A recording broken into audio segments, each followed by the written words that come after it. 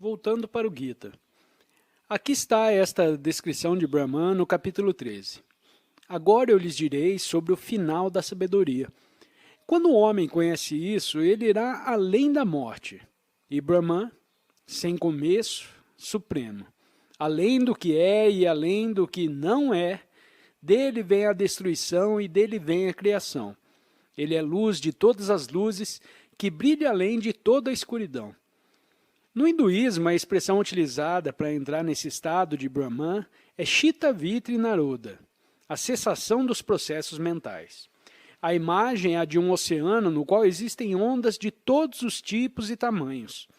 As ondas são formas-pensamento, sentimentos, traços de personalidade, registros dos sentidos, ideias, onda após onda. E então, gradualmente, as ondas se transformam em ondulações. E lentamente, as ondulações se pacificam cada vez mais, até que existe somente um vasto e calmo oceano, do qual as ondulações surgem e retornam. Esse oceano tranquilo e infinito é a imagem de Brahman. Você pode dimensionar o problema ao tentar conceituar um estado de ser como este. Ramakrishna, o santo indiano, costumava ficar em estados de samadhi muito profundos durante o tempo inteiro.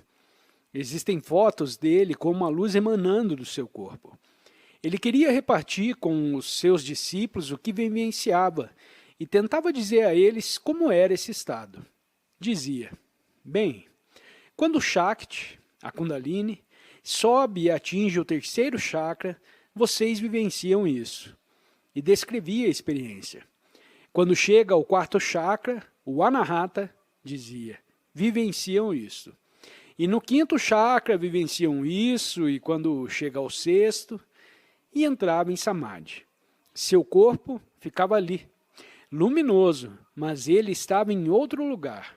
Um dos seus discípulos escreveu, ele era diferente de um homem morto, somente porque retinha o seu calor da vida física e seus sentidos continuavam disponíveis para ele. Porém, a sua consciência estava em algum outro lugar. Então, após um tempo, Ramakrishna voltava e recomeçava tudo. Chegou ao terceiro, ao quarto, ao quinto e saía outra vez. Após 3 ou 4 tentativas, as lágrimas começavam a correr pela sua face. E ele dizia, realmente gostaria de relatar a vocês, mas a Mãe Divina não me deixa. Ela não podia porque aquilo que é não pode ser expresso. Ramakrishna disse que as nossas tentativas de chegar a Brahman e registrar como é essa experiência são como enviar uma boneca de sal ao fundo do oceano para determinar a sua profundidade. No caminho, a boneca se dissolverá totalmente e não haverá ninguém para registrar. Essa era a situação de Ramakrishna. Porém, embora não conseguisse descrevê-la, ele podia ser ele, podia se soltar nele. Não podia registrar, mas vivenciava como era. Um dos devotos tentou descrever o Samadhi de Ramakrishna e escreveu, naquele êxtase elevado, os sentidos e a mente interrompem suas funções. O corpo fica sem movimentos, como um cadáver. O universo desliza da sua visão até o próprio espaço se desfaz. O que permanece é somente a existência. A alma se perde no ser. E todas as ideias de dualidade, de sujeito e objeto se dissipam. As limitações se vão e o espaço finito se torna uno com o espaço infinito. Além da fala, além da experiência, além do pensamento, Shri Ramakrishna tornou-se Brahman. O que os hindus chamam tornar-se Brahman, os budistas chamam de Nirvana ou Nibbana, que significa o apagar da chama. Nesse estado, tudo que vocês e eu conhecemos sobre nós se dissolve em nossas mentes completamente. O que permanece é um sentido profundo e total de realização, que Frank Mary Wolff chamou de estado de satisfação absoluta. Essa não é a ideia de satisfação de Mick Jagger, o tipo que ele não atinge. Isso é semelhante à essência de tudo em sua vida que já lhe deu satisfação. É uma qualidade de suficiência total, ou completude, ou paz. Não é a casquinha de sorvete no céu, que nunca satisfaz como sempre. É a essência da grande casquinha de sorvete no céu que é totalmente realizadora. Brahman não é uma experiência. Para experimentar alguma coisa, vocês precisam estar separados dela. Usamos técnicas como Karma Yoga, Jnana Yoga, para chegar ao estado de Brahman, para estarmos imersos nele. Uma prática de meditação é uma das primeiras coisas que tentamos com mais frequência para acalmar as nossas mentes pensantes. À medida que a nossa meditação se aprofunda, descobrimos que temos muitos tipos de experiências e algumas delas serão como uma experiência do vazio. Pode ser muito interessante, mas não é Brahman. Não pode ser Brahman porque ele não é nenhuma experiência. E a experiência do vazio é uma outra experiência. Brahman está fora do reino das experiências.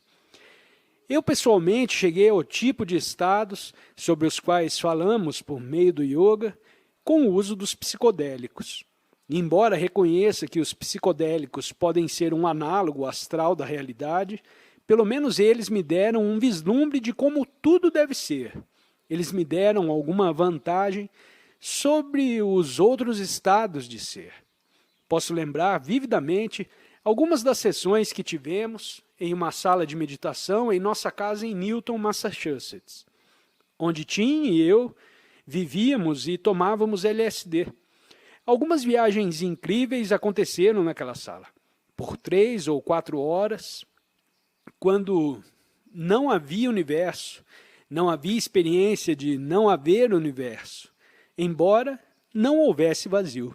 É paradoxal, mas tudo é um paradoxo, porque Brahman contém tudo.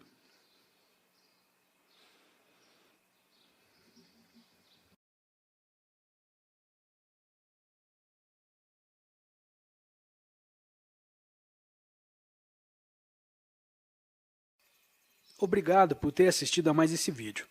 Deixo o convite para você se inscrever no canal e compartilhar o conteúdo com quem você achar que precisa ouvir essa mensagem. Um grande abraço e até o próximo vídeo.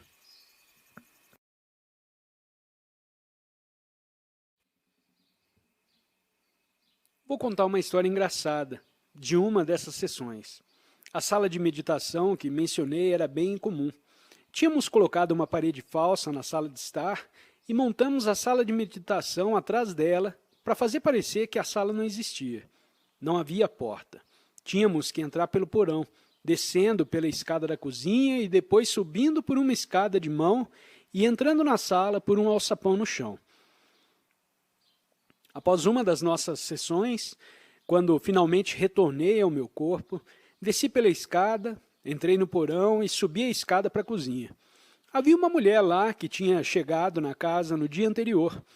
Tinha vindo do sul de ônibus em busca de um emprego no norte.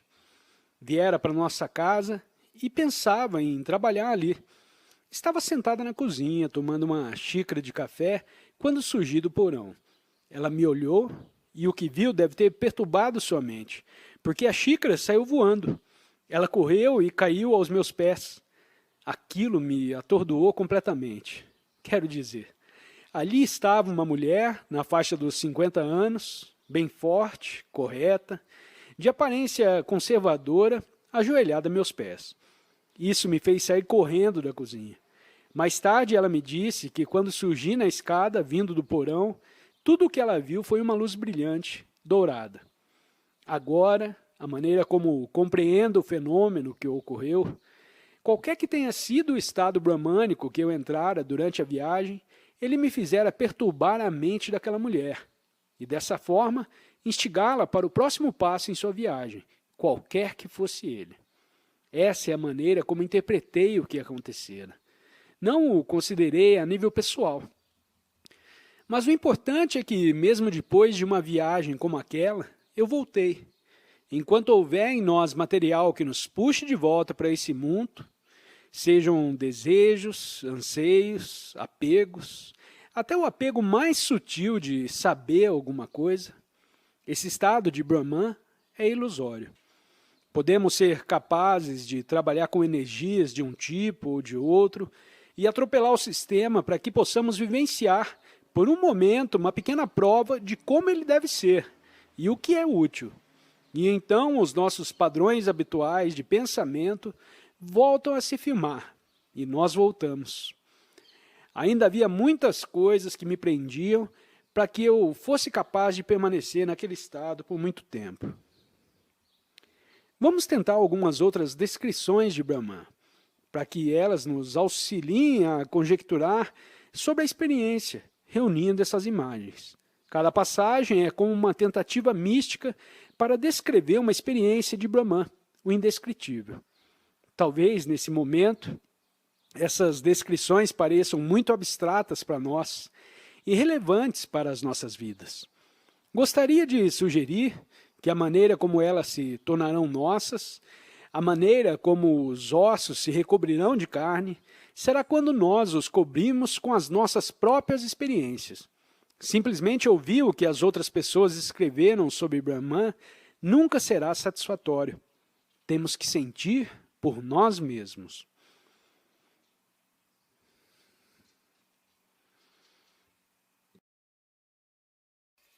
Obrigado por ter assistido a mais esse vídeo. Deixo o convite para você se inscrever no canal e compartilhar o conteúdo com quem você achar que precisa ouvir essa mensagem.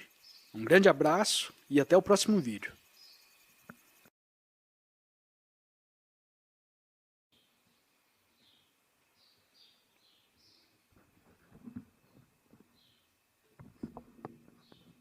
Ouvir tem um propósito.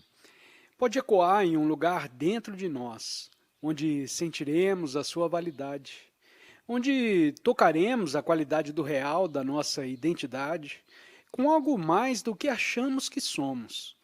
Esse sentido de validade, por sua vez, nos trará a fé. É bem naquele ponto onde tocamos esse sentido de certeza em nós que a fé é gerada. E essa fé é o que nos faz levantar e consentir em lutar em nossa própria batalha de Kurukshetra. Os Upanishads dizem: um oceano único, o vidente se torna, sem dualidade. Esse é o caminho mais elevado, o mais alto prêmio, o mais elevado mundo, a maior bem-aventurança. E esta bem-aventurança é somente uma fração do que os outros seres vivem. Um texto budista, descrevendo a mente de Buda, diz: liberta da forma, sentidos, percepção, sentimento, tendências habituais e consciência. Sua mente é profunda, incomensurável, insondável como o grande oceano. E aqui está a maneira como o terceiro patriarca chinês descreveu sobre a experiência. Nesse mundo de similaridade, não existe ser e nem outro senão o ser. Para entrar diretamente em harmonia com essa realidade, simplesmente diga, quando surgir a dúvida, não são dois. Neste não são dois, nada é separado. Nada é excluído quando ou onde. Palavras. A maneira está além da linguagem, pois nela não há ontem, amanhã e nem hoje. Sou ocidental com raízes na tradição científica, por isso sou atraído pelos reflexos de Brahman que encontro nos modelos da física. Eles evocam o Jnana Yoga em mim. Esses modelos nos dizem que quando descemos cada vez mais para as unidades menores da matéria, o que se parece com os nossos corpos, ou que se parece com este som que você ouve, ou que se parece com o ar, ou que se parece com Marte, todos esses itens se tornam unidades diminutas de energia. Que vocês se lembram da citação de Oppenheimer, não podemos dizer que é isto ou aquilo, mas somente algum tipo de modelo de energia. Então, tudo no universo é formado do mesmo material, e tudo é absolutamente intercambiável, lugares ao mesmo tempo. porque não estão mais presos a um local no espaço-tempo pela sua separatividade. A metafísica me diz isso e a física me diz isso. Tudo que já vivenciei em todos os meus trabalhos interiores aponta nessa direção. E o lembrete contínuo do Maharaj, Subjek, tudo é um só, não consegue ver, Ramdas? Tudo é um só, Subjek. Quando vocês habitam nesse local da unicidade, a qualidade associada a ela é um sentido de bem-aventurança, o estado de satisfação absoluta, como a chamou Franklin Merrill. Ele era um tipo de cientista americano interessante que viveu com sua esposa em uma pequena choupana em Lone Star, Califórnia. Essas experiências aconteceram em 1937, quando ele estava no início dos seus 40 anos. Tinha realizado muita prática de meditação em sua choupana e escreveu. O evento chegou após o retiro. Fiquei consciente de um efeito profundo na consciência que, tão logo adquirido, manifesta uma qualidade emocional dominante. Era um estado de satisfação absoluta. Quando em todo sentido concebido ou sentido desejo, parecem flácidos em comparação. O universo secular desapareceu e no seu lugar permaneceu nada além da presença viva e toda abrangente da própria divindade. Similitude, unicidade, bem-aventurança. As descrições fazem o melhor para pintar um quadro da experiência para nós, para nos dar uma pequena prova dela. Mas bolos pintados não matam a fome. E finalmente teremos de fazer o trabalho que nos permita entrar no estado por nós mesmos.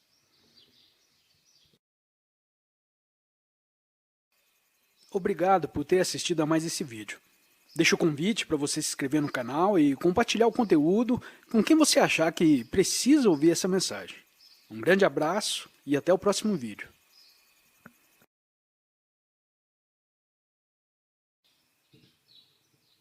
No Gita, Arjuna pergunta, quem é Brahman?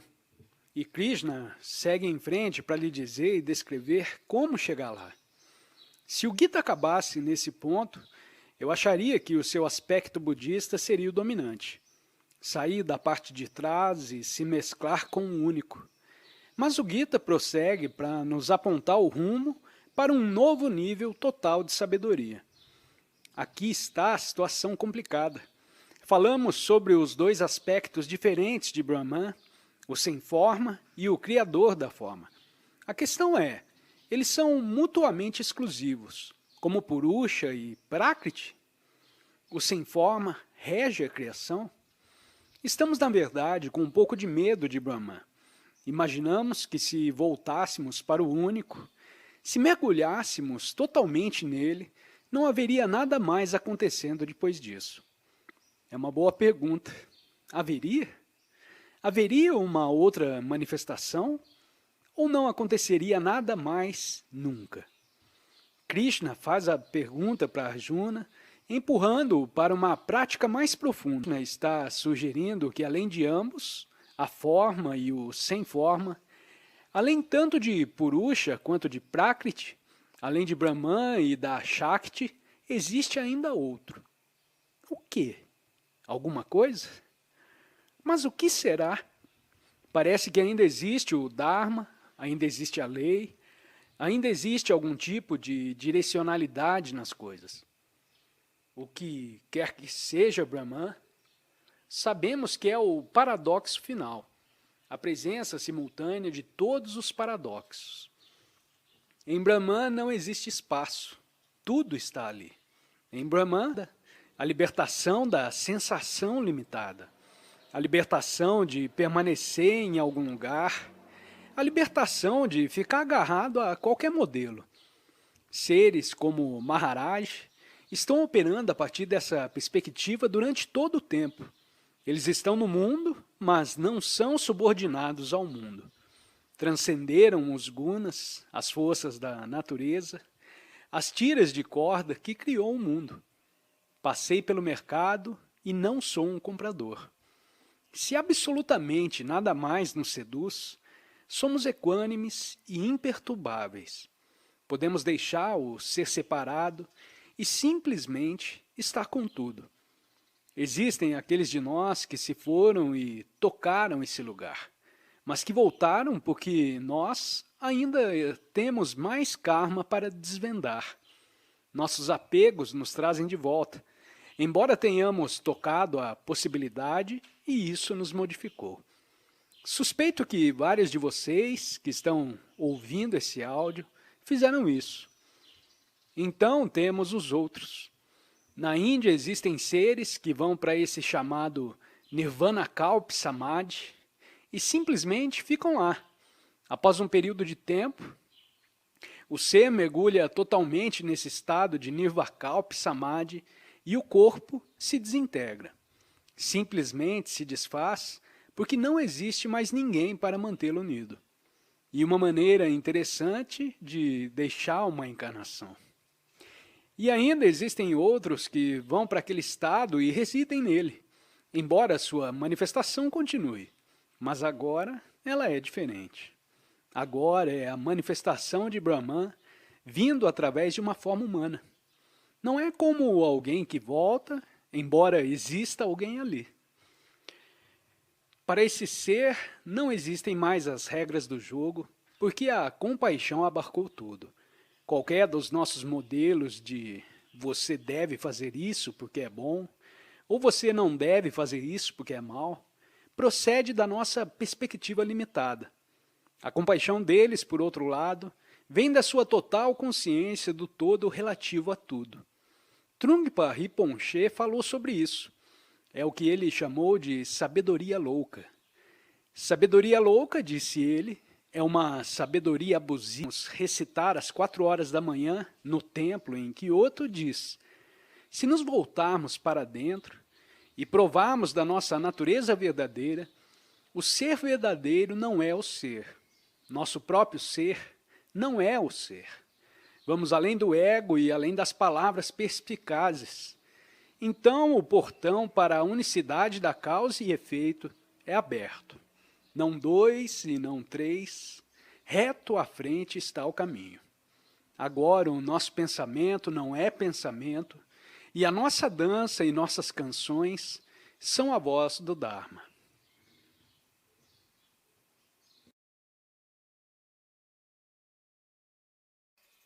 Obrigado por ter assistido a mais esse vídeo. Deixo o convite para você se inscrever no canal e compartilhar o conteúdo com quem você achar que precisa ouvir essa mensagem. Um grande abraço e até o próximo vídeo.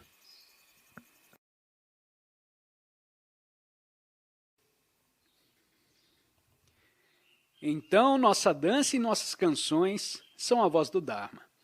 Então, a nossa dança e as nossas canções são a voz de Krishna. Então, a nossa dança e as nossas canções são uma verdadeira harmonização com a lei divina que incorpora forma e sem forma, vida e morte, criação e destruição. A lei que incorpora todas as polaridades e possibilidades conceituais. Operando daquele espaço de Brahman, chegamos a uma nova compreensão do Karma Yoga, uma compreensão mais ampla. Antes, o Karma Yoga significava fazer alguma coisa a partir de dentro da nossa classe kármica, que esperávamos que nos levasse ao Uno. Nossas ações eram o nosso caminho, a nossa prática. Agora, residindo no Uno, entramos em uma relação com o Tal, com o cerne das coisas, com a lei, de modo que todas as nossas ações daqui por diante sejam simplesmente uma pura afirmação do Dharma, nada mais. Teremos transcendido os gunas. Seremos nirguna, além do apego, a trama da natureza que nos prende. Um ser residindo em Brahman é uma entidade qualitativa e inteiramente diferente de todos os outros, porque literalmente não existe ninguém ali. Não há ninguém em casa. Essa é uma das qualidades surpreendentes e exasperantes quando você está próximo de um ser como esse. Veja, por exemplo, o meu guru. Desde novembro de 1967, quando eu o encontrei pela primeira vez, até esse momento, em todos esses anos em que me apoiei nele, pensei sobre ele, o estudei, refleti sobre ele e o analisei, jamais consegui encontrar ninguém ali. Continuei a projeção sobre ele porque havia ali, naturalmente, um corpo feito de carne e ossos, que caminhava e falava, e sorria e ria, e fazia tudo isso. Mas quando eu caminhava na direção daquele guru, quando olhava naqueles olhos ou residia naquele coração, quando me acalmava e meditava no que estava por trás daquela forma, era como se eu entrasse em nada além do que um enorme vazio e uma vasta plenitude ao mesmo tempo. Eu estava entrando no estado de Brahman, e esse é o estado em que o ser como um Maharaj faz o seu lar. Brahman engloba uma visão panorâmica de todas as formas. É o plano físico, o plano astral, o plano causal, todos os níveis conceituais da forma. Até voltar para a ideia pura. Tudo se dobra sobre si mesmo, de volta para aquilo que é desconhecido, imensurável e indefinível, embora seja e é. Damos um nome a esse estado. Nós o chamamos de Brahman. O tema do sacrifício desempenha um papel importante no Gita. Nós o encontramos várias vezes, mas é uma prática difícil para nós no Ocidente realizarmos. O sacrifício é um tipo de conceito alienígena em nossa cultura. Eu certamente tive as minhas dificuldades com ele. Acho que, como a maioria de nós, tem uma visão bem limitada do que é o sacrifício. Provavelmente o imaginamos como algo desconfortável e talvez ligado a imolar cabras.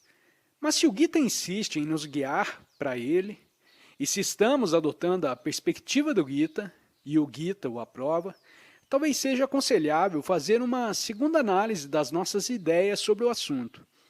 Ao fazermos, descobrimos que o Gita está nos convidando para uma relação muito mais sutil com o conceito, na qual o sacrifício é um ato que se destina a nos fazer atravessar a fronteira entre o mundano e o espiritual. Para montar o cenário, temos aqui algumas passagens do Gita sobre o assunto do sacrifício.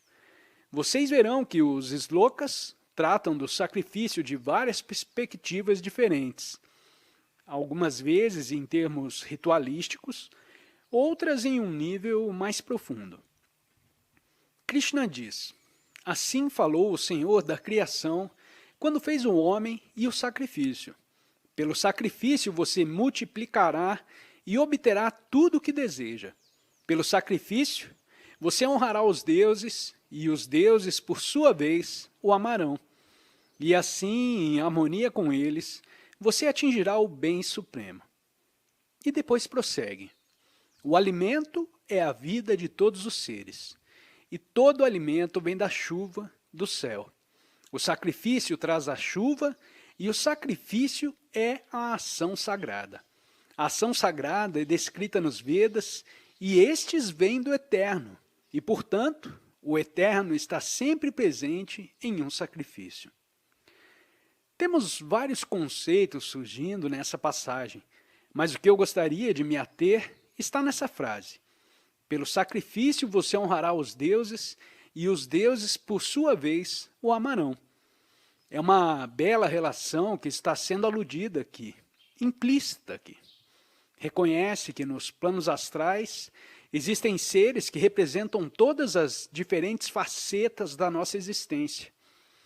Elas são representadas, por exemplo, em todas as várias deidades do panteão hindu, destacando cada parte da nossa vida e oferecendo-a ao aspecto astral, em particular, que está relacionado a ela. Formamos uma aliança através dos planos de consciência. Esse é o início de uma compreensão da inter-relação no universo dos planos mundano e espiritual. Esse é um ponto belo e profundo. Vejam, o nosso estudo do karma nos mostrou um sentimento para a inter-relação das coisas em um sentido mundano. um sentimento para a maneira na qual tudo no plano material está interligado de modo legítimo com o restante.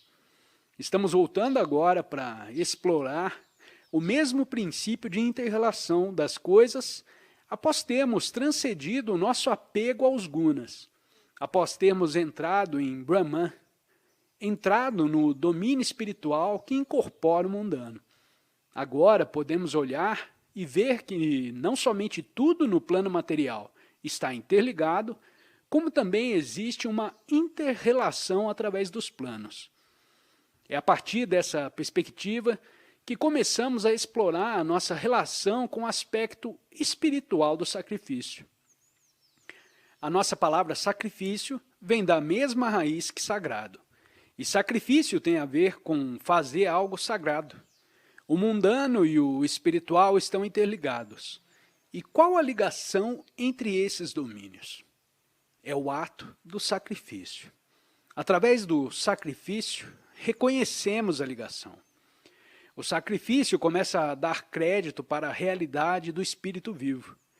Começa a trazer o reconhecimento em nossas vidas diárias para uma conscientização de Brahman.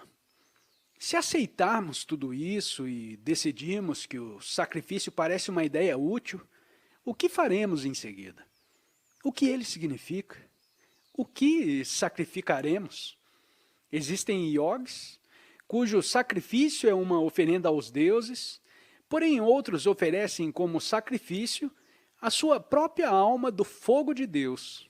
Diz o Gita, os yogis cujo sacrifício é uma oferenda aos deuses, essa é a maneira ritualística que geralmente idealizamos sobre o sacrifício, que você mata um cordeiro como sacrifício ou que você lança o ghee no fogo, como um sacrifício. Mas o Gita prossegue e diz, outros oferecem como sacrifício sua própria alma no fogo de Deus. Agora estamos explorando uma nova possibilidade, a possibilidade de que o sacrifício não é de algum objeto, mas de nós mesmos.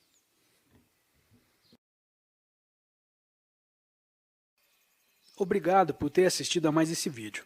Deixo o convite para você se inscrever no canal e compartilhar o conteúdo com quem você achar que precisa ouvir essa mensagem. Um grande abraço e até o próximo vídeo.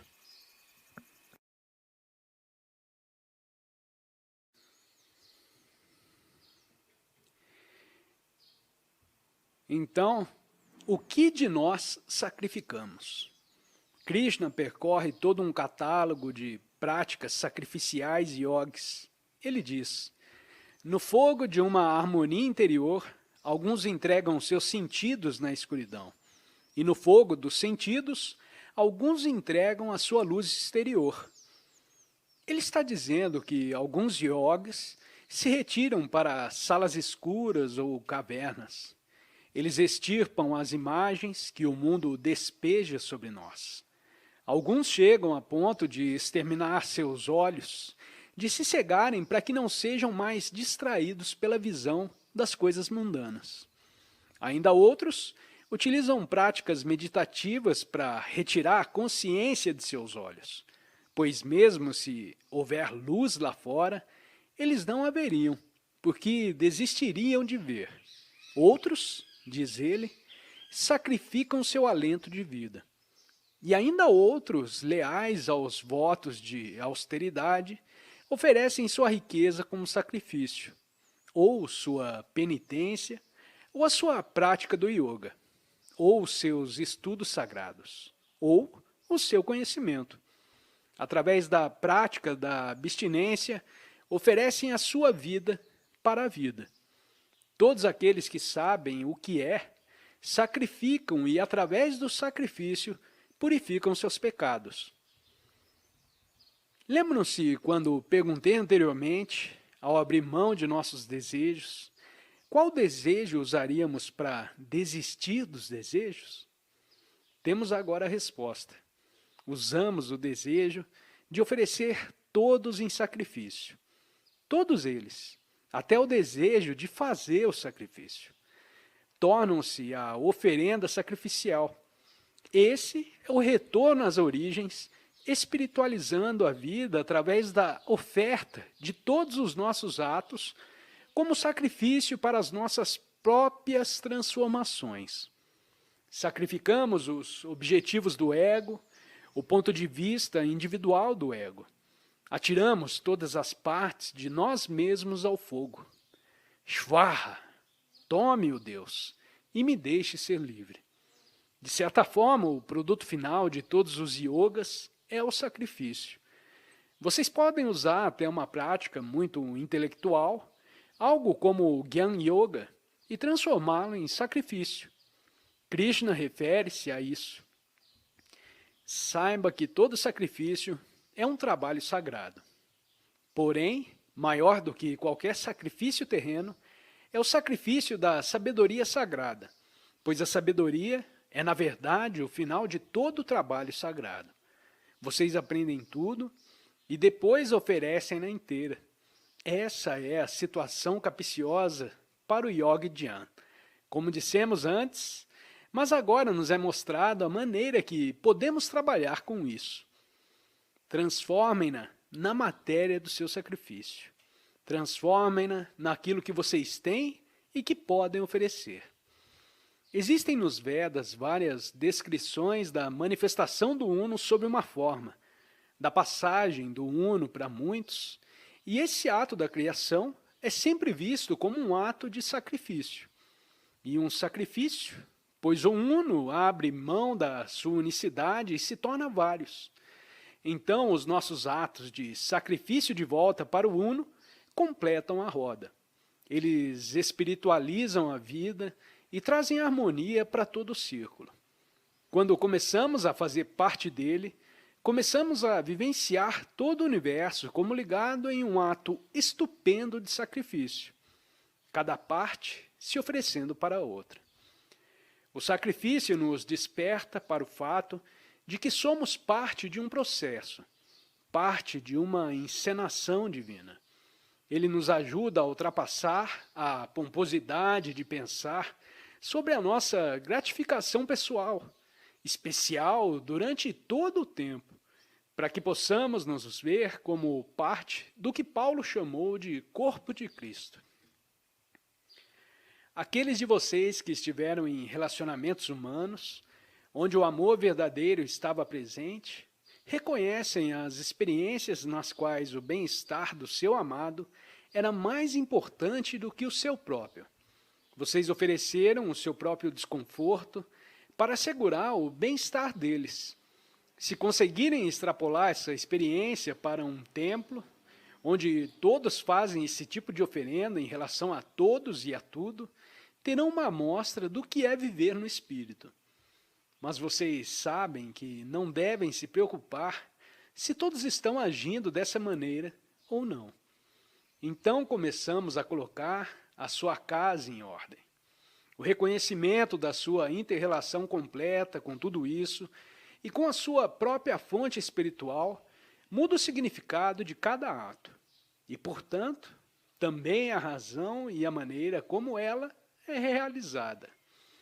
Para as pessoas que não vivenciaram Brahman, que não experimentaram a identidade com o Uno espiritual por trás da personalidade do corpo, existem opções limitadas quando acessam o assunto do sacrifício. Elas podem simplesmente passar adiante ou dispensá-lo, ou podem ritualizá-lo.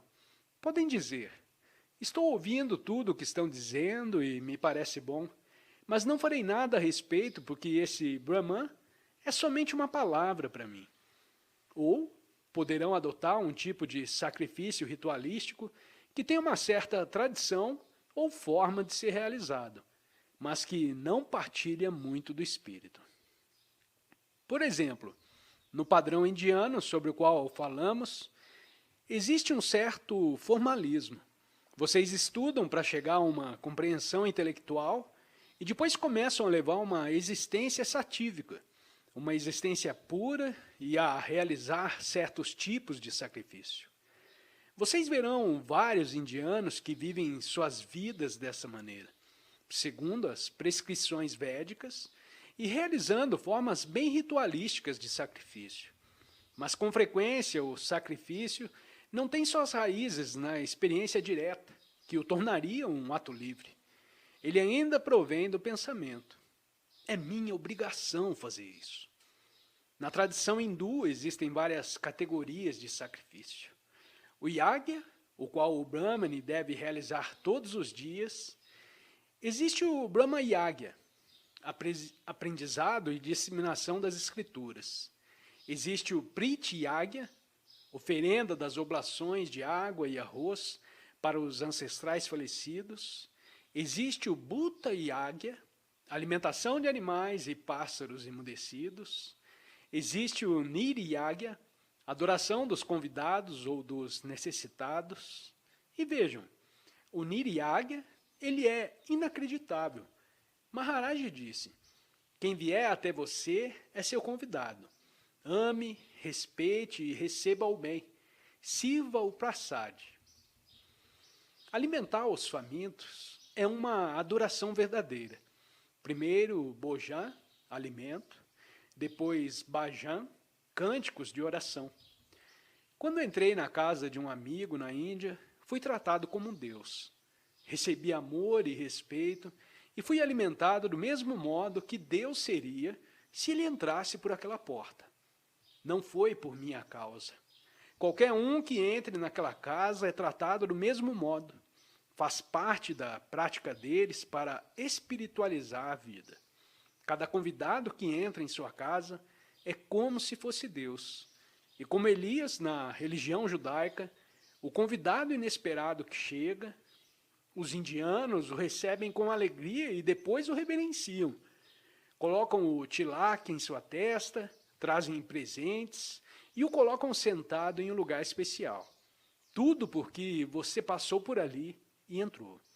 Essa é uma outra maneira de encarar aquele que chega como uma visita. E uma prática espiritual, porque é um lembrete para permanecerem abertos para o jogo em mais de um nível. Essa é a maneira como todos esses yagyas funcionam.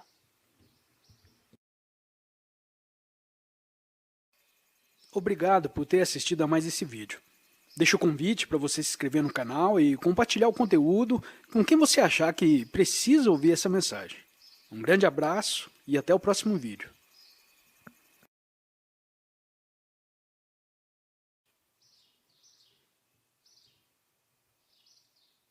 Para muitos brahmanes, essas práticas são realizadas para se harmonizarem com quaisquer atos kármicos inconscientes que possam ter cometido, enquanto estavam com a vassoura, com o pote de água, triturando a pedra, trabalhando com o forno, ou com o almofariz e o pilão.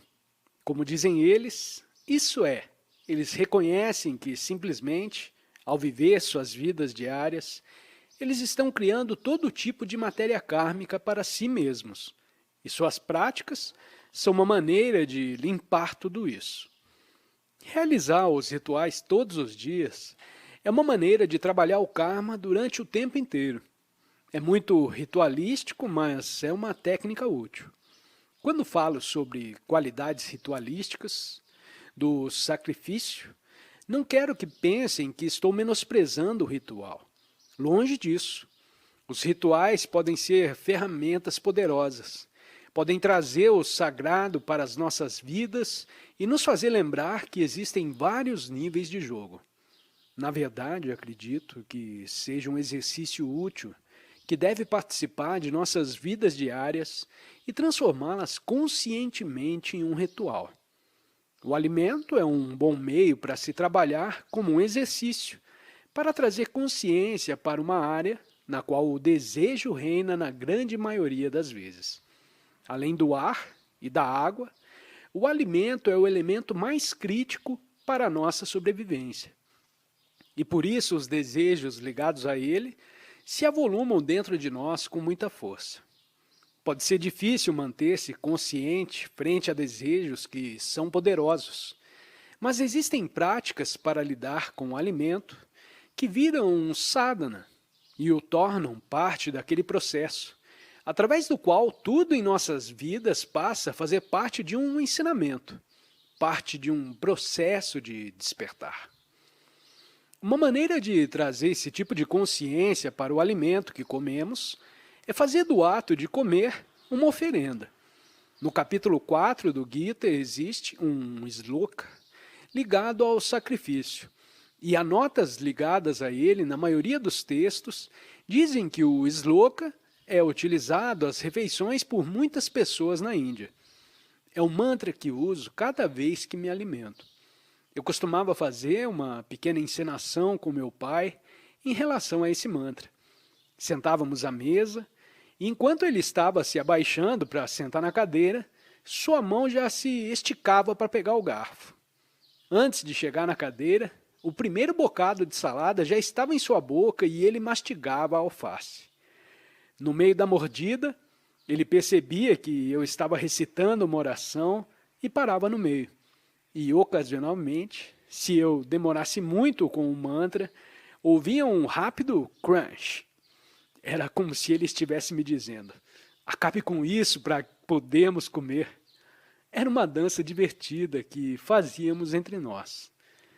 Quero dizer que eu não queria ser rigoroso. Não me importava se ele comia sua alface ou não, mas ele dizia, oh, não, não, não, não comerei enquanto você estiver rezando. Uma vez ele me perguntou, o que você está dizendo? Expliquei e depois disso ele repetia o shanti, shanti, shanti e depois completava com amém. Era o melhor dos mundos. Esse é o mantra. Brahman Pranan, Brahman Havire, Brahmagini Brahmanahota, Brahmaitan, Gantabhyan, Brahmakarma, Samadhina, Guru Brahma, Guru Vishnu, Guru Deva Maheshvara, Guru Sakshat, Parambrahman, Tusmae Shri Guru Venama, Ha, Om, Shanti, Shanti, Shanti. As primeiras duas linhas do mantra dizem, compreendam, enquanto partilham esse alimento, que o próprio alimento é parte de Brahman, parte daquilo não manifesto que está além da forma. Vocês se lembram disso na última vez em que fizeram uma refeição? Durante todo o tempo, vocês pensaram que era o alimento, quando na verdade era o espírito denso. Mas não vamos parar por aqui. Diz o mantra, o alimento é Brahman, mas o fogo no qual vocês estão oferecendo o alimento, que pode ser o fogo da sua fome, o fogo do seu desejo, e também o fogo sagrado no qual você lança o ghee. Esse fogo é parte de Brahman também. Vocês pensaram que o fogo da sua fome era somente um fogo? Não. Esse fogo é Brahman. Então agora vocês estão alimentando Brahman com Brahman. Mas ainda não terminamos. Quem vocês acham que está fazendo isso? Acham que são vocês? Acham que vocês irão comer o alimento para realizar o seu desejo? Não. Afinal, vocês são Brahman também. Então agora é Brahman, oferecendo Brahman no fogo de Brahman. E quem são vocês oferecendo a quem? Quem vocês acham que são todos esses seres, deuses e tudo isso? O que é isso? É Brahman. Então vocês são Brahman, alimentando Brahman com o fogo de Brahman e oferecendo a Brahman, que significa que nada está acontecendo. Compreendem? Tudo é uma ilusão. Tudo é Brahman jogando com Brahman. É um jogo do Senhor, uma lila divina. E vocês acham que estão somente fazendo uma refeição. Obrigado por ter assistido a mais esse vídeo. Deixo o convite para você se inscrever no canal e compartilhar o conteúdo com quem você achar que precisa ouvir essa mensagem. Um grande abraço e até o próximo vídeo.